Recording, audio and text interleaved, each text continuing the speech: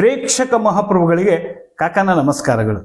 Real ಮಾರ್ಕೆರ ಸಹಯೋಗದೊಂದಿಗೆ ಎಫ್ಎಂಸಿಯ ಕಾಕಾ ಜೊತೆ ಈ ವಾರದ cinema FMC presents movie preview with ಕಾಕಾ ಇನ್ ಅಸೋಸಿಯೇಷನ್ ವಿತ್ ರಿಯಲ್ ಮಾರ್ಕೆರ ಕಾರ್ಯಕ್ರಮಕ್ಕೆ ನಿಮಗೆಲ್ಲರಿಗೂ ಸ್ವಾಗತ. ಬನ್ನಿ, ಈ ವಾರ ಯಾವ ಸಿನಿಮಾಗಳು ತೆರೆ ಕಾಣ್ತಾ ಇದ್ದೀವಿ ಅನ್ನೋ ಬಗ್ಗೆ ಒಂದು ಮಾಹಿತಿಯನ್ನು ನೋಡೋಣ. ಇದೆಲ್ಲದರ ಜೊತೆಗೆ ಕಳೆದ ಬಾರಿ ನಾನು ಪೈರಸಿ ಬಗ್ಗೆ ಮಾತಾಡಿದ್ದೆ. ಈಗೀಗ ಸಾಕಷ್ಟು ಸ್ಟಾರ್ ನಟರುಗಳಿರಬಹುದು, ಆಮೇಲೆ ಚಿತ್ರ ತಂಡದವರಿರ್ಬೋದು, ಪ್ರೊಡ್ಯೂಸರ್ಗಳಿರ್ಬೋದು, ಇದ್ರ ಬಗ್ಗೆ ಧ್ವನಿ ಎತ್ತುತ್ತಾ ಇದ್ದಾರೆ. ಇದೊಂದು ಒಳ್ಳೆಯ ಬೆಳವಣಿಗೆ.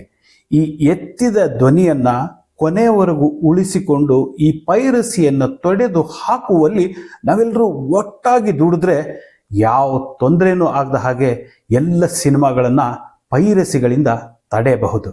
ಇದಕ್ಕಾಗಬೇಕಾಗಿದ್ದಿಷ್ಟೇ, ನಮ್ಮ ಚಿತ್ರ ತಂಡ, ನಮ್ಮ ಅಕಾಡೆಮಿ, ಚಲನಚಿತ್ರ ಅಕಾಡೆಮಿ ಇವರು ಮನಸ್ಸು ಮಾಡಬೇಕು.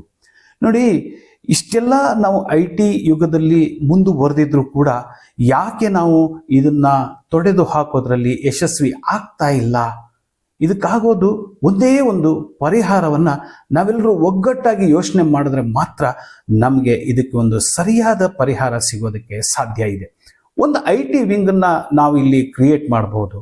ಅಂದರೆ ಅಕಾಡೆಮಿ ವತಿಯಿಂದ ಒಂದಿಷ್ಟು ಜನರನ್ನ ಅಥವಾ ಯಾವುದಾದ್ರೂ ಒಂದು ಒಳ್ಳೆಯ ಕಂಪನಿಗೆ ಅದನ್ನು ಕಾಂಟ್ರಾಕ್ಟನ್ನು ಕೊಟ್ಟು ಸಿನಿಮಾ ರಂಗದಲ್ಲಿ ಎಷ್ಟೆಲ್ಲ ಹಣಗಳನ್ನು ಹಾಕ್ತಾ ಇದ್ದೀವಿ, ಸಿನಿಮಾಗಳನ್ನು ಮಾಡ್ತಾ ಇದ್ದೀವಿ, ಈ ಪೈರಸಿಗೆ ಎಲ್ಲರೂ ಒಗ್ಗಟ್ಟಾಗಿ ದುಡಿದು ಒಂದು IT ವಿಂಗನ್ನು ಅಥವಾ ಯಾವುದೋ ಒಂದು ಸಾಫ್ಟ್ವೇರ್ ಕಂಪನಿಗೆ ಅದನ್ನು ನಾವು ಕಾಂಟ್ರಾಕ್ಟ್ ಕೊಟ್ಟರೆ ಡೆಫಿನೆಟ್ಲಿ ಇದನ್ನು ಟೆಕ್ನಿಕಲಿ ನಾವು ಫೇಸ್ ಮಾಡೋಕ್ಕೆ ಸಾಧ್ಯ ಇದೆ.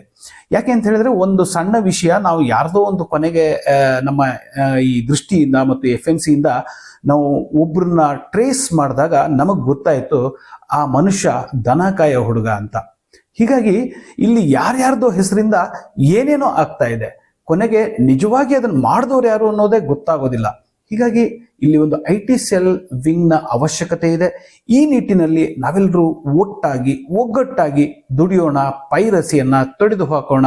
ಇದೇ ನಮ್ಮ FMCಯ ಧ್ಯೇಯೋದ್ದೇಶ ಅನ್ನೋದ್ರ ಬಗ್ಗೆನೂ ನಾನು ಹೇಳ್ತಾ ಇದ್ದೀನಿ. ಬನ್ನಿ, ಇವಾಗ ಈ ವಾರ ಅಂದರೆ ಜನವರಿ 9, 10, 11, 12 ಹೀಗೆ ಒಂದೊಂದು ದಿನದಲ್ಲಿ ಒಂದೊಂದು ಸಿನಿಮಾಗಳು ತೆರೆ ಕಾಣ್ತಾ ಇದ್ದಾವೆ. ಇದೆಲ್ಲದರ ಜೊತೆಗೆ ಒಂದು ವಿಷಯ ಏನಂದ್ರೆ, ಈ ವಾರ ಕನ್ನಡದ ಯಾವ ಸಿನಿಮಾಗಳು ತೆರೆ ಕಾಣ್ತಾ ಇಲ್ಲ. ಆದರೆ ಕನ್ನಡದಲ್ಲಿ 2 ಬೇರೆ ಭಾಷೆಯ ಸಿನಿಮಾಗಳು ರಿಮೇಕ್ ಅಂದರೆ ಡಬ್ಬಿಂಗ್ ಆಗಿ ಇಲ್ಲಿ ತೆರೆ ಕಾಣ್ತಾ ಇದ್ದಾವೆ. ಅದ್ರ ಬಗ್ಗೆ ಒಂದು ಮಾಹಿತಿಯನ್ನು ನೋಡೋಣ. ನೋಡಿ, ಕನ್ನಡದಲ್ಲಿ ಯಾವ ಸಿನಿಮಾಗಳು ಇಲ್ಲ. ಹಿಂದಿಯಲ್ಲಿ 1, ತೆಲುಗುವಲ್ಲಿ 6, ತಮಿಳಲ್ಲಿ 2, ಮಲಯಾಳಮಲ್ಲಿ 1, ಇಂಗ್ಲಿಷಲ್ಲಿ 4, ಒಟ್ಟು 14 ಸಿನಿಮಾಗಳು ಈ ವಾರ ತೆರೆ ಕಾಣ್ತಾ ಇದ್ದಾವೆ. ಯಾವ್ಯಾವ ಸಿನಿಮಾಗಳು ತೆರೆ ಕಾಣ್ತಾ ಇದ್ದಾವೆ ಅನ್ನೋದನ್ನ ನೋಡೋದಾದ್ರೆ, ನೋಡಿ, ಹಿಂದಿಯಲ್ಲಿ 1 ಸಿನಿಮಾ ತೆರೆ ಕಾಣ್ತಾ ಇದೆ. ಲಾಲೋ ಕೃಷ್ಣ ಸದಾ ಸಹಾಯತೆ ಅನ್ನುವಂಥ ಒಂದು ಭಕ್ತಿ ಪ್ರಧಾನ ಸಿನಿಮಾ. ಗುಜರಾತಿ ಭಾಷೆಯಲ್ಲಿ ಅತ್ಯಂತ ಯಶಸ್ಸು ಕಂಡ ಸಿನಿಮಾ ಈಗ ಹಿಂದಿ ಭಾಷೆಯಲ್ಲಿ ತೆರೆ ಕಾಣ್ತಾ ಇದೆ. ಅಂಕಿತ್ ಸಖಿಯಾ ನಿರ್ದೇಶನದ ಈ ಸಿನಿಮಾದಲ್ಲಿ ರೀವಾ ರಿಚ್ ಹಾಗೂ ಶ್ರಹಾದ್ ಗೋಸ್ವಾಮಿ ಅವರು ಅಭಿನಯಿಸಿದ್ದಾರೆ. ಇನ್ನು ತೆಲುಗು ಸಿನಿಮಾಗಳು ಒಟ್ಟು 6 ಸಿನಿಮಾಗಳು. ಇದರಲ್ಲಿ ದಿ ರಾಜಾ ಸಾಬ್ ಅನ್ನುವಂತಹ ಒಂದು ಸಿನಿಮಾ ಮೂಲತಃ ತೆಲುಗು ಆದರೂ ಕೂಡ ಕನ್ನಡ, ಹಿಂದಿ, ಮಲಯಾಳಂ ಹಾಗೂ ತಮಿಳು ಭಾಷೆಗಳಲ್ಲಿ ಇದು ತೆರೆ ಕಾಣ್ತಾ ಇದೆ. TG ವಿಶ್ವನಾಥ್ ಪ್ರಸಾದ್ ನಿರ್ಮಾಣದ ಈ ಸಿನಿಮಾವನ್ನ ಮಾರುತಿ ದಾಸರಿ ನಿರ್ದೇಶನ ಮಾಡಿದ್ದು ಹೆಸರಾಂತ ನಟ ಪ್ರಭಾಸ್, ನಿಧಿ ಅಗರ್ವಾಲ್, ಸಂಜಯ್ ದತ್, ಬೊಮ್ಮನ್ ಇರಾನಿ ಅವರು ಕೂಡ ಅಭಿನಯಿಸಿದ್ದಾರೆ. ಇನ್ನ ಮನಶಂಕರ ವರಪ್ರಸಾದ ಗಾರು ಅನ್ನುವಂಥ ಒಂದು ತೆಲುಗು ಸಿನಿಮಾ, ಇದೊಂದು ಆಕ್ಷನ್. ಜನವರಿ 12ಕ್ಕೆ ಇದು ತೆರೆ ಕಾಣ್ತಾ ಇದೆ. ಅನಿಲ್ ರವಿಪುಡಿ ನಿರ್ದೇಶಿಸಿದ ಈ ಸಿನಿಮಾದಲ್ಲಿ ಚಿರಂಜೀವಿ, ದಗ್ಗುಬಾಟಿ ವೆಂಕಟೇಶ್ ಹಾಗೂ ನಯನತಾರ ಅವರು ಅಭಿನಯಿಸಿದ್ದಾರೆ.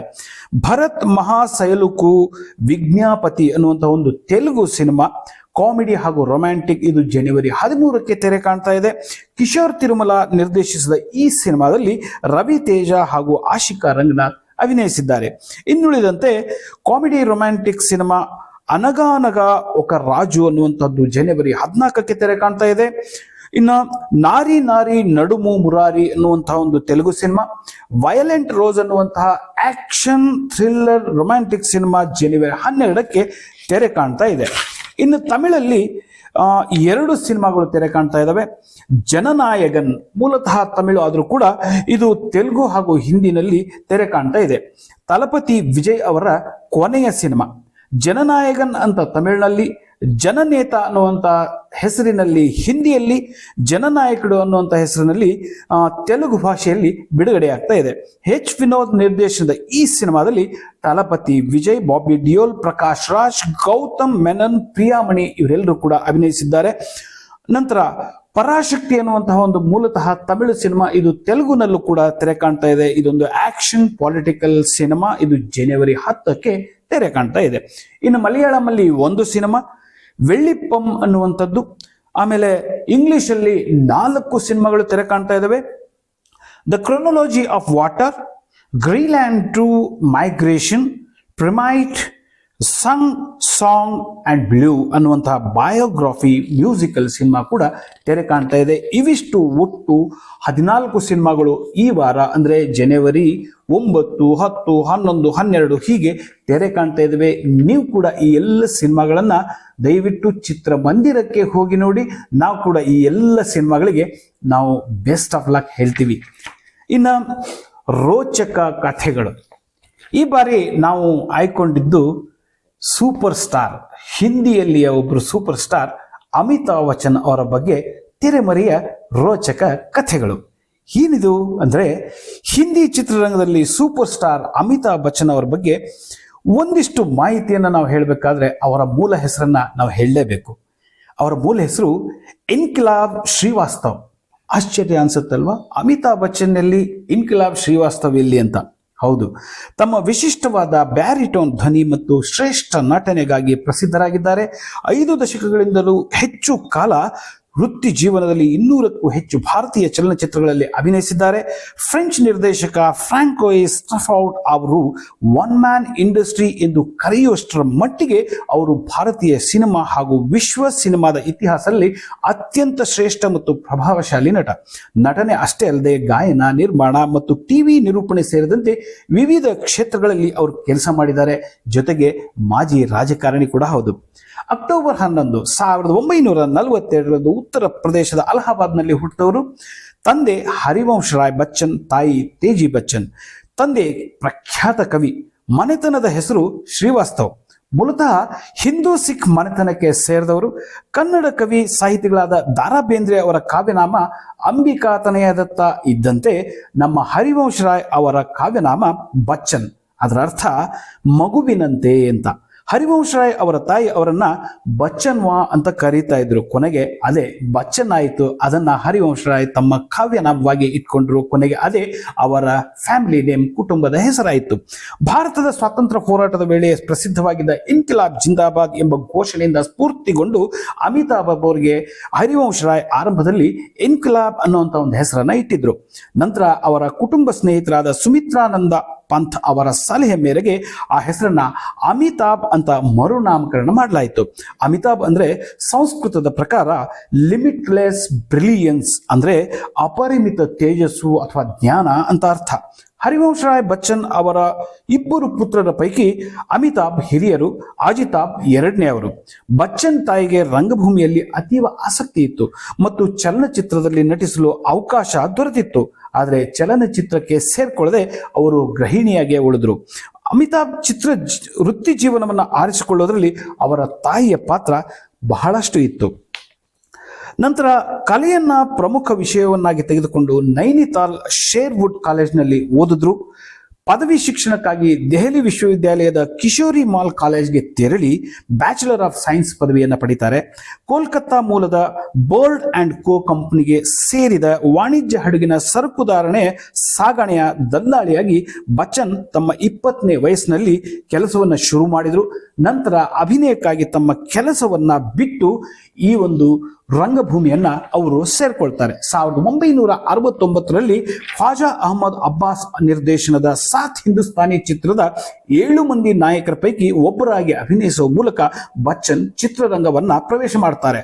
ಆರ್ಥಿಕವಾಗಿ ಈ ಚಿತ್ರ ಯಶಸ್ಸನ್ನ ಕಾಣದೇ ಇದ್ರೂ ಬಚ್ಚನ್ ಅವರು ಈ ಚಿತ್ರದಲ್ಲಿನ ನಟನೆಗಾಗಿ ಮೊದಲ ಬಾರಿ ಅತ್ಯುತ್ತಮ ಹೊಸ ನಟ ರಾಷ್ಟ್ರೀಯ ಪ್ರಶಸ್ತಿಯನ್ನ ಪಡಿತಾರೆ. 1971ರಲ್ಲಿ ರಾಜೇಶ್ ಖನ್ನಾ ಜೊತೆ ನಟಿಸಿದ ಆನಂದ್ ಸಿನಿಮಾ ಗಲ್ಲಾ ಪೆಟ್ಟಿಗೆಯನ್ನ ಭದ್ರಪಡಿಸಿತು. ಬಚ್ಚನ್ ನಿರ್ವಹಿಸಿದ ವೈದ್ಯನ ಪಾತ್ರ ಅವರಿಗೆ ಫಿಲ್ಮ್ ಫೇರ್ ಅತ್ಯುತ್ತಮ ಪೋಷಕ ನಟ ಪ್ರಶಸ್ತಿಯನ್ನ ತಂದುಕೊಡ್ತು. ತಮ್ಮ ಭಾವಿ ಪತ್ನಿ ಜಯಾ ಭಾದುರಿ ನಟಿಸಿದ ಗುಡ್ಡಿ ಚಿತ್ರದಲ್ಲಿ ಅತಿಥಿ ನಟನಾಗಿ ಕಾಣಿಸಿಕೊಂಡ್ರು. ಆರಂಭಿಕ ವೃತ್ತಿ ಜೀವನದಲ್ಲಿ ತಮ್ಮ ಅಪೂರ್ವ ಧ್ವನಿಯಿಂದ ಎಲ್ಲರ ಗಮನವನ್ನು ಸೆಳೆದರು. ಪ್ರಯಾಣದ ಸನ್ನಿವೇಶವಿರುವ ಬಾಂಬೆ ಟು ಗೋವಾ ಚಿತ್ರದಲ್ಲಿ ಸಾಹಸ ಮತ್ತು ಹಾಸ್ಯಮಯ ಪಾತ್ರದಲ್ಲಿ ಅಭಿನಯಿಸಿದ್ದಾರೆ. 1973ರಲ್ಲಿ ಜಯಾ ಭಾದುರಿ ಅವರನ್ನ ಅಮಿತಾಬ್ ವಿವಾಹವಾಗ್ತಾರೆ. ವಿವಾಹವಾದ ನಂತರ ತೆರೆ ಕಂಡ ಪ್ರಕಾಶ್ ಮೆಹ್ರಾ ನಿರ್ದೇಶನದ ಜಯಾ ಜೊತೆಗೆ ನಟಿಸಿದ ಜಂಜೀರ್ ಅಮಿತಾಬ್ ವೃತ್ತಿ ಜೀವನಕ್ಕೆ ಮಹತ್ವದ ತಿರುವನ್ನ ನೀಡಿತು. ಇದರ ಬೆನ್ನಿಗೆ ತೆರೆ ಕಂಡ ಹಲವಾರು ಸಿನಿಮಾಗಳು ಅಮಿತಾಬ್ಗೆ ಬಾಲಿವುಡ್ ಚಲನಚಿತ್ರದ ಆಂಗ್ರಿ ಯಂಗ್ ಮ್ಯಾನ್ ಪಟ್ಟವನ್ನ ನೀಡಿದ್ವು. ಅಭಿಮಾನ್, ಶೋಲೆ ಸೇರಿದಂತೆ ಹಲವು ಚಿತ್ರಗಳಲ್ಲಿ ಅಮಿತಾಬ್ ಜಯಾ ಜೊತೆಯಾಗಿ ನಟಿಸಿದ್ದಾರೆ. ಎಸ್ ಚೋಪ್ರಾ ನಿರ್ದೇಶನದ ದೀವಾರ್ ಅವರಿಗೆ ಅತ್ಯುತ್ತಮ ನಟ ವಿಭಾಗದಲ್ಲಿ ಫಿಲ್ಮ್ ಫೇರ್ ಪ್ರಶಸ್ತಿಯನ್ನ ತಂದುಕೊಡ್ತು. 1975ರಲ್ಲಿ ಆಗಸ್ಟ್ 15 ರಂದು ತೆರೆ ಕಂಡಂತಹ ಶೋಲೆ ಅತಿ ಹೆಚ್ಚು ಗಳಿಕೆ ಮಾಡಿದ ಹೆಸರನ್ನ ಪಡೆದ ಸಿನಿಮಾ. ಭಾರತದ BBC ವಿಭಾಗ ಇದನ್ನ ಶತಮಾನದ ಚಿತ್ರ ಅಂತ ಘೋಷಿಸಿದೆ ಮತ್ತು ದೀವಾರ್ ಸೇರಿದಂತೆ ಶೋಲೆಯನ್ನು ಕೂಡ ಬಾಲಿವುಡ್ ನೋಡಲೇಬೇಕಾದ ಉನ್ನತ 25 ಚಿತ್ರಗಳ ಸಾಲಿನಲ್ಲಿ ಇಂಡಿಯಾ ಟೈಮ್ಸ್ ಮೂವೀಸ್ ಅದನ್ನ ಸೇರಿಸಿತು. ಶೋಲೆ ಚಿತ್ರದ ಬಳಿಕ ಬಚ್ಚನ್ ಚಿತ್ರರಂಗದಲ್ಲಿ ತಮ್ಮ ಸ್ಥಾನವನ್ನ ಭದ್ರಪಡಿಸಿಕೊಳ್ತಾರೆ. ಕಭಿ ಕಭಿ, ಅಮರ್ ಅಕ್ಬರ್ ಅಂಥೋನಿ ಸಿನಿಮಾದಲ್ಲಿಯ ಅಮಿತಾಬ್ ಅವರ ಪಾತ್ರವನ್ನು ಮರೆಯೋದಕ್ಕೆ ಸಾಧ್ಯನೇ? 1978ನೇ ಇಸ್ವಿ ಅವರ ವೃತ್ತಿಯಲ್ಲಿಯೇ ಕಿರೀಟಪಾಯವಾದದ್ದು. ಆ ವರ್ಷ ಗಲ್ಲಾ ಪೆಟ್ಟಿಗೆ ಕೊಳ್ಳೆ ಹೊಡೆದ ಕಸ್ಮೆ ವಾದೆ, ಡಾನ್, ತ್ರಿಶೂಲ್ ಮತ್ತು ಮುಖದ್ದರ್ ಕಾ ಸಿಕಂದರ್ 4 ಚಿತ್ರಗಳಲ್ಲಿ ಅಮಿತಾಬ್ ನಟನೆ ಮಾಡಿದ್ರು. ಪ್ರಸಿದ್ಧ ಅಭಿನೇತ್ರಿ ರೇಖಾ ಜೊತೆ ಅಮಿತಾಬ್ ಅವರ ಮೊದಲ ಚಿತ್ರ 1976ರಲ್ಲಿ ತೆರೆ ಕಂಡ ದೋ ಅಂಜಾನೆ. ನಂತರ ರೇಖಾ ಜೊತೆ 11 ಸಿನಿಮಾಗಳಲ್ಲಿ ಅಭಿನಯಿಸ್ತಾರೆ. ಮೊದಲ ಬಾರಿ ಮೇರೆ ಪಾಸ್ ಆವೋ ಮೇರೆ ದೋಸ್ತೋ ಏಕ್ ಕಿಸ್ಸಾ ಸುನು ಎಂಬ ಹಾಡಿಗೆ ದನಿಯಾಗಿದ್ದ ನಟವರ್ ಲಾಲ್ ತುಂಬಾ ಹೆಸರು ಮಾಡ್ತು. ಸಿಲ್ಸಿಲಾ ರೊಮ್ಯಾಂಟಿಕ್ ಸಿನಿಮಾದಲ್ಲಿ ಪತ್ನಿ ಜಯಾ ಹಾಗೂ ರೇಖಾ ಜೊತೆ ಅಭಿನಯಿಸಿದ್ದಾರೆ. ಈ ಸಿನಿಮಾ ತೆರೆ ಕಂಡ ನಂತರ ನಟಿ ರೇಖಾ ಅವರನ್ನ ಅಮಿತಾಬ್ ಪ್ರೀತಿ ಮಾಡ್ತಾ ಇದ್ದಾರೆ ಅನ್ನುವಂತ ಊಹಾಪೋಹಗಳು ಹಬ್ಬಿದ್ವು. 2005ರಲ್ಲಿ ಕನ್ನಡಕ್ಕೂ ಕಾಲಿಟ್ಟ ಅಮಿತಾಬ್ ಅವರು ನಾಗತಿಹಳ್ಳಿ ಚಂದ್ರಶೇಖರ್ ನಿರ್ದೇಶನದ ಅಮೃತಧಾರೆ ಸಿನಿಮಾದಲ್ಲಿ ಕೂಡ ಅತಿಥಿ ನಟನಾಗಿ ಕಾಣಿಸಿಕೊಂಡಿದ್ದಾರೆ. ಇದೊಂದು ಹೆಮ್ಮೆಯ ವಿಷಯ ಕೂಡ ಹೌದು. ಅಮಿತಾಬ್ ಬಚ್ಚನ್ ಅವರಿಗೆ ಅಭಿಷೇಕ್ ಮತ್ತು ಶ್ವೇತಾ ಎಂಬ ಇಬ್ರು ಮಕ್ಕಳು. ಅಭಿಷೇಕ್ ಬಚ್ಚನ್ ಬಾಲಿವುಡ್ ಚಿತ್ರರಂಗದಲ್ಲಿ ಸಕ್ರಿಯವಾಗಿದ್ದಾರೆ. ಅಭಿಷೇಕ್ ಪತ್ನಿ ಕರ್ನಾಟಕದ ಐಶ್ವರ್ಯ ರೈ ವಿಶ್ವಸುಂದರಿ ಪಟ್ಟವನ್ನು ಗಳಿಸಿ ಚಿತ್ರರಂಗದಲ್ಲಿಯೂ ಕೂಡ ಹೆಸರು ಮಾಡಿದ್ದಾರೆ. ಮಗಳು ಶ್ವೇತಾ ಅವರಿಂದ ನವ್ಯ ನವೇಲಿ ನಂದ, ಅಗಸ್ತ್ಯನಂದ ಎಂಬ ಇಬ್ರು ಮೊಮ್ಮಕ್ಕಳು. ಮಗ ಅಭಿಷೇಕ್ ಐಶ್ವರ್ಯ ಅವರಿಂದ ಆರಾಧ್ಯ ಬಚ್ಚನ್ ಎನ್ನುವಂತ ಮೊಮ್ಮಗಳು. ಒಟ್ಟು 3 ಮೊಮ್ಮಕ್ಕಳು. ಪ್ರತೀಕ್ಷಾ ಇವರು ಖರೀದಿಸಿದ ಮೊದಲ ಮನೆ. ಇದರಲ್ಲಿ ತಮ್ಮ ತಂದೆ ತಾಯಿಯೊಂದಿಗೆ ವಾಸ ಮಾಡ್ತಾ ಇದ್ರು. ಅಭಿಷೇಕ್ ಐಶ್ವರ್ಯ ಮದುವೆ ಆದದ್ದು ಕೂಡ ಇಲ್ಲಿನೇ. ಈ ಮನೆಯಲ್ಲಿ ಮಗಳು ಶ್ವೇತಾನಂದ ಅವರಿಗೆ ಅವರು ಈ ಮನೆಯನ್ನ ಗಿಫ್ಟ್ ಮಾಡಿದ್ದಾರೆ. ಜನಕ್ ಎಂಬ ಇನ್ನೊಂದು ಮನೆ ಇವರ ಸಿನಿ ರಂಗದ ಆಫೀಸ್ ಆಗಿತ್ತು. ಜುಹುದಲ್ಲಿರುವ ಮತ್ತೊಂದು ಮನೆ ವಾಸ್ತಾ. ಸದ್ಯ ಜುಹುವಿನಲ್ಲಿರುವ ಜಲ್ಸಾ ಎಂಬ ಮನೆಯಲ್ಲಿ ಅವರು ವಾಸ ಮಾಡ್ತಾ ಇದ್ದಾರೆ. ಈ ಜಾಗ ಸತ್ತೆ ಪೆ ಸತ್ತಾ ಸಿನಿಮಾದಲ್ಲಿ ಅಮಿತಾಬ್ ಪಾತ್ರ ಹಾಗೂ ಸಿನಿಮಾ ಯಶಸ್ವಿಯ ಹಿನ್ನೆಲೆಯಲ್ಲಿ ರಮೇಶ್ ಸಿಪ್ಪಿಯವರು ಅಮಿತಾಬ್ ಅವರಿಗೆ ಉಡುಗೊರೆಯಾಗಿ ನೀಡಿದ್ರು. 1982ರಲ್ಲಿ ಕೂಲಿ ಚಿತ್ರೀಕರಣದ ವೇಳೆ ಸಹನಟ ಪುನೀತ್ ಇಸ್ಸಾರ್ ಜೊತೆ ಅಮಿತಾಬ್ ಹೊಡೆದಾಡುವ ದೃಶ್ಯವೊಂದರಲ್ಲಿ ಪಾಲ್ಗೊಂಡಿದ್ದಾಗ ಅವರ ಕರುಳಿಗೆ ಮಾರಣಾಂತಿಕ ಆಗಿ ಗಾಯವಾಯಿತು. ನೈಜ ಸಂಗತಿ ಅಂದರೆ ಈ ಚಿತ್ರದಲ್ಲಿ ತಾವಾಗಿಯೇ ಸಾಹಸಗಳನ್ನ ಪ್ರದರ್ಶಿಸುವ ಸಾಹಸಕ್ಕೆ ಬಚ್ಚನ್ ಕೈ ಹಾಕ್ತಾರೆ ಮತ್ತು ಚಿತ್ರದ ಒಂದು ಸನ್ನಿವೇಶದಲ್ಲಿ ಅವರು ಮೇಜಿನ ಮೇಲೆ ಬಿದ್ದು ನಂತರ ನೆಲಕ್ಕೆ ಉರುಳಬೇಕಾಗಿತ್ತು. ಆದರೆ ದುರದೃಷ್ಟವಶಾತ್ ಅವರು ಮೇಜಿನ ಮೇಲೆ ಬಿದ್ದಾಗ ಮೇಜಿನ ಒಂದು ತುದಿ ಹೊಟ್ಟೆಗೆ ಬಡಿದ ಪರಿಣಾಮ ಸಾಕಷ್ಟು ರಕ್ತವನ್ನ ಕಳೆದುಕೊಳ್ತಾರೆ. ಬೆಂಗಳೂರಿನ ಆಸ್ಪತ್ರೆಯಲ್ಲಿ ಹಲವು ತಿಂಗಳುಗಳ ಕಾಲ ಚಿಂತಾಜನಕ ಸ್ಥಿತಿಯಲ್ಲಿದ್ದರು. ಅಭಿಮಾನಿಗಳು ದೇವಾಲಯಗಳಲ್ಲಿ ಪ್ರಾರ್ಥಿಸಿದ್ದರು. ದೀರ್ಘಕಾಲದ ಚೇತರಿಕೆಯ ನಂತರ ವರ್ಷದ ಕೊನೆಗೆ ಚಿತ್ರೀಕರಣದಲ್ಲಿ ಅಮಿತಾಬ್ ಪಾಲ್ಗೊಳ್ತಾರೆ. 1983ರಲ್ಲಿ ಕೂಲಿ ಚಿತ್ರ ಬಿಡುಗಡೆಯಾಗುತ್ತೆ. ಗಲ್ಲಾ ಪೆಟ್ಟಿಗೆಯಲ್ಲಿ ಯಶಸ್ಸನ್ನ ಕಾಣುತ್ತೆ. 1984ರಲ್ಲಿ ನಟನೆಯಿಂದ ತಾತ್ಕಾಲಿಕ ವಿಶ್ರಾಂತಿ ಪಡೆದ ಅಮಿತಾಬ್ ದೀರ್ಘಕಾಲದ ತಮ್ಮ ಕುಟುಂಬ ಸ್ನೇಹಿತ ರಾಜೀವ್ ಗಾಂಧಿ ಅವರ ನೆರವಿನೊಂದಿಗೆ ರಾಜಕೀಯವನ್ನ ಪ್ರವೇಶ ಮಾಡ್ತಾರೆ. ಬಚ್ಚನ್ ತಮ್ಮ ತಾತ್ಕಾಲಿಕ ವಿರಾಮದ ಅವಧಿಯಲ್ಲಿ ಚಿತ್ರ ನಿರ್ಮಾಣದತ್ತ ಹೊರಡಿದ್ರು. ಅಲ್ಲದೆ 1996ರಲ್ಲಿ Amitabh Bachchan corporation limited ABCL ಸಂಸ್ಥೆಯನ್ನ ಹುಟ್ಟುಹಾಕ್ತಾರೆ. ಚಿತ್ರ ನಿರ್ಮಾಣ, ವಿತರಣೆ ಮತ್ತು ಮತ್ತು ಆಡಿಯೋ ಕ್ಯಾಸೆಟ್ಗಳು, ವಿಡಿಯೋ ಡಿಸ್ಕ್ಗಳು, ಟಿವಿಗಾಗಿ ತಂತ್ರಾಂಶ ನಿರ್ಮಾಣ ಮತ್ತು ಮಾರುಕಟ್ಟೆ ನಿರ್ವಹಣೆ ಕಾರ್ಯಕ್ರಮದ ವ್ಯವಸ್ಥಾಪನೆಗಳು ಈ ಸಂಸ್ಥೆಯ ಕಾರ್ಯಕ್ಷೇತ್ರ ಆಗಿತ್ತು. ಈ ಸಂಸ್ಥೆಯ ಮೊದಲ ಚಿತ್ರ ತೇರೆ ಮೇರೆ ಸಪ್ನೆ ಗಲ್ಲಾಪೆಟ್ಟಿಗೆಯಲ್ಲಿ ಸೋತಿತು. 1996ರ ಮಿಸ್ ವರ್ಲ್ಡ್ ಬ್ಯೂಟಿ ಸ್ಪರ್ಧೆಯಲ್ಲಿ ಎಬಿಸಿಎಲ್ ದಿವಾಳಿಯದ್ದ ಪರಿಣಾಮ ಉಂಟಾದ ಹಣಕಾಸಿನ ಬಿಕ್ಕಟ್ಟನ್ನು ಸರಿಪಡಿಸೋದಕ್ಕೆ ಅವರ ಹಳೆಯ ಸ್ನೇಹಿತ ಅಮರ್ ಸಿಂಗ್ ನೆರವು ನೀಡಿದರು. ಈ ಹಿನ್ನೆಲೆಯಲ್ಲಿ ಅಮರ್ ಸಿಂಗ್ ಸಮಾಜವಾದಿ ಪಕ್ಷವನ್ನ ಬೆಂಬಲಿಸಲು ಬಚ್ಚನ್ ಶುರು ಮಾಡಿದ್ರು. ಜಯ ಬಚ್ಚನ್ ಅವರು ಸಮಾಜವಾದ ಪಕ್ಷವನ್ನ ಸೇರಿದ್ದು ಅಲ್ಲದೆ ರಾಜ್ಯಸಭಾ ಸದಸ್ಯತ್ವವನ್ನು ಪಡಿತಾರೆ.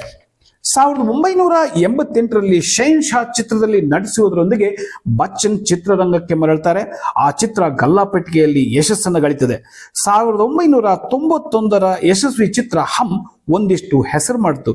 1992ರ ಖುದಾ ಗವಾಹ್ ತೆರೆ ಕಂಡ ನಂತರ 5 ವರ್ಷಗಳ ಕಾಲ ಬಚ್ಚನ್ ತೆರೆ ಮೇಲೆ ಎಲ್ಲೂ ಕಾಣಿಸಿಕೊಳ್ಳೇ ಇಲ್ಲ.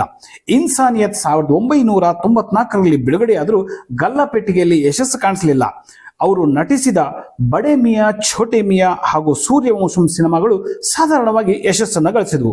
2000ರಲ್ಲಿ British TV show game who wants to be ಬಿಲಿಯನಿಯರ್ನ ಭಾರತೀಯ ರೂಪಾಂತರವನ್ನು ಅಮಿತಾಬ್ ನಡೆಸಿಕೊಟ್ರು. ಅದಕ್ಕೆ ಕೌನ್ ಬನೇಗಾ ಕರೋಡಪತಿ ಅನ್ನುವಂಥ ಒಂದು ಹೆಸರನ್ನು ಇಡಲಾಗಿತ್ತು. ಇದು ಕೆಲವೇ ದಿನಗಳಲ್ಲಿ ಅಭೂತಪೂರ್ವ ಯಶಸ್ಸನ್ನು ಕಂಡಿತು. ಇವತ್ತಿಗೂ ಈ ಕಾರ್ಯಕ್ರಮ ಯಶಸ್ವಿಯಾಗಿ ನಡೆದುಕೊಂಡು ಬರ್ತಾ ಇದೆ. ಅಮಿತಾಬ್ 3 ರಾಷ್ಟ್ರೀಯ ಚಲನಚಿತ್ರ ಪ್ರಶಸ್ತಿಗಳು ಹಾಗೂ 15 ಫಿಲ್ಮ್ ಫೇರ್ ಪ್ರಶಸ್ತಿಗಳನ್ನು ಪಡೆದಿದ್ದಾರೆ. ಭಾರತ ಸರ್ಕಾರ ನೀಡುವ ಪದ್ಮಶ್ರೀ, ಪದ್ಮಭೂಷಣ ಮತ್ತು ಪದ್ಮವಿಭೂಷಣ ಪ್ರಶಸ್ತಿಗಳನ್ನ ಇವರು ಪಡೆದಿದ್ದಾರೆ. 2018ನೇ ಸಾಲಿನ ಪ್ರತಿಷ್ಠಿತ ದಾದಾ ಸಾಹೇಬ್ ಫಾಲ್ಕೆ ಪ್ರಶಸ್ತಿ ಕೂಡ ಇವರಿಗೆ ಲಭಿಸಿದೆ. ಫ್ರಾನ್ಸ್ ಸರ್ಕಾರ ತನ್ನ ಅತ್ಯುನ್ನತ ನಾಗರಿಕ ಪ್ರಶಸ್ತಿಯನ್ನು ಕೂಡ ನೀಡಿ ಗೌರವಿಸಿದೆ. ಬಚ್ಚನ್ ಅವರು ಗಡಸುದನಿಗೆ ಹೆಸರಾಗಿದ್ದರು. ಹಲವು ಕಾರ್ಯಕ್ರಮಗಳ ವಿವರಣೆಕಾರರಾಗಿ, ಹಿನ್ನೆಲೆ ಗಾಯಕರಾಗಿ ಮತ್ತು ನಿರೂಪಕರಾಗಿ ಅವರು ಕಾರ್ಯನಿರ್ವಹಿಸುತ್ತಾ ಬಂದಿದ್ದಾರೆ. ಪ್ರಖ್ಯಾತ ಚಿತ್ರ ನಿರ್ದೇಶಕ ಸತ್ಯಜಿತ್ ರೇ ಅವರು ಬಚ್ಚನ್ರ ಧ್ವನಿಗೆ ಮಾರು ಹೋಗಿದ್ರು. ಅಲ್ಲದೆ ತಮ್ಮ ಚಿತ್ರ ಶತ್ರಂಜ್ ಕೆ ಖಿಲಾಡಿಯಲ್ಲಿ ಬಚ್ಚನ್ಗೆ ಸರಿ ಹೊಂದುವ ಪಾತ್ರಗಳಿಲ್ಲದೆ ಇರೋ ಕಾರಣ ಅವರ ಧ್ವನಿಯನ್ನ ಆ ಸಿನಿಮಾದಲ್ಲಿ ಬಳಸಿಕೊಳ್ಳಲಾಯಿತು. ಅಚ್ಚರಿಯ ವಿಷಯ ಅಂದ್ರೆ ಚಿತ್ರರಂಗ ಪ್ರವೇಶಿಸುವ ಮೊದಲು ಅಮಿತಾಬ್ ಬಚ್ಚನ್ ಆಕಾಶವಾಣಿಯಲ್ಲಿ ನಿರೂಪಕರ ಹುದ್ದೆಗೆ ಅರ್ಜಿ ಹಾಕಿದ್ರು. ವಿಶೇಷ ಏನ್ ಗೊತ್ತಾ, ಅಲ್ಲಿ ಅವರು ರಿಜೆಕ್ಟ್ ಆಗಿದ್ರು. ಅಂದ್ರೆ ಅವರ ಅರ್ಜಿಯನ್ನ ತಿರಸ್ಕಾರ ಮಾಡಲಾಗಿತ್ತು. ಅಮಿತಾಬ್ ಬಚ್ಚನ್ ಈ ಶತಮಾನ ಕಂಡ ಶ್ರೇಷ್ಠ ನಟ, ನಿರೂಪಕ, ಹಿಂದಿ ಚಿತ್ರರಂಗದಲ್ಲಿಯ ಸೂಪರ್ ಸ್ಟಾರ್ ಆಗಿ ಮೆರೆದ ಧೀಮಂತ ವ್ಯಕ್ತಿ ಹಾಗೂ ವ್ಯಕ್ತಿತ್ವ. ಅವರು ಇವತ್ತಿಗೂ ಕೂಡ ಕ್ಯಾಮ್ರಾ ಮುಂದೆ ನಿಂತರೆ ಜನ ಕಣ್ಣರಳಿಸಿ ನೋಡ್ತಾರೆ. ಅವರು ಮಾಡಿದ್ದೇ ನಟನೆ, ನಡೆದರೂ ಕೂಡ ಒಂದು ಫ್ಯಾಷನ್. ಈ ಹಲವು ಏಳು ಬೀಳುಗಳ ನಡುವೆ ಅಮಿತಾಬ್ ಚಿತ್ರರಂಗದ ಎಲ್ಲರಿಗೂ ಕೂಡ ಮಾದರಿಯಾಗಿದ್ದಾರೆ. ಚಿತ್ರರಂಗ ಹೊಸಬರು ಅವರಿಂದ ಕಲಿಯೋದು ತುಂಬಾ ಇದೆ. ಇಳಿ ವಯಸ್ಸಿನಲ್ಲೂ ಸಾಕಷ್ಟು ಚುರುಕಾಗಿರುವ ಅಮಿತಾಬ್ ಬಚ್ಚನ್ ಅವರಿಗೆ FMC ವತಿಯಿಂದ ಕಾಕಾದ ನಾನು ಶುಭವನ್ನು ಹಾರೈಸ್ತೇನೆ. ಆರೋಗ್ಯದಿಂದಿರುವಂತೆ ದೇವರಲ್ಲಿ ಪ್ರಾರ್ಥಿಸ್ತೇನೆ. ಇದಾಗಿತ್ತು ಇವತ್ತಿನ ವಿಷಯ. ಮುಂದಿನ ವಾರ ಮತ್ತೆ ಹಲವು ಸಿನಿಮಾಗಳು ತೆರೆ ಕಾಣುವ ವಿಷಯವನ್ನು ತಗೊಂಡು ಬರ್ತೀನಿ. ರೋಚಕ ವಿಷಯಗಳನ್ನು ಕೂಡ ಬಂದು ಹೇಳ್ತೀನಿ. ದಯವಿಟ್ಟು ನಮ್ಮ ಕಾರ್ಯಕ್ರಮವನ್ನು ನೀವು ನೋಡಿ, ಶೇರ್ ಮಾಡಿ, ಲೈಕ್ ಮಾಡಿ. ನಮ್ಮ ಕಾರ್ಯಕ್ರಮವನ್ನ ನೋಡೋದಕ್ಕಿಂತ ಹೆಚ್ಚು ನಮ್ಮ ಅಪೇಕ್ಷೆ ಇರೋದು ನೀವು ಸಿನಿಮಾಗಳನ್ನ ಚಿತ್ರಮಂದಿರಕ್ಕೆ ಹೋಗಿ ನೋಡಬೇಕು ಅನ್ನೋದು. ಹಾಗೆ ಮಾಡ್ತೀರಿ ಅಂತ ನಾನು ಅನ್ಕೊಂಡಿದ್ದೀನಿ. ಮತ್ತೆ ಮುಂದಿನ ವಾರ ಹೊಸ ಸಿನಿಮಾಗಳ ಬಗ್ಗೆ ಮಾಹಿತಿಯನ್ನು ಕೊಡೋದಕ್ಕೆ ನಿಮ್ಮ ಮುಂದೆ ಬರ್ತಾ ಇದ್ದೀನಿ. ಅಲ್ಲಿವರೆಗೂ ನಮಸ್ಕಾರ.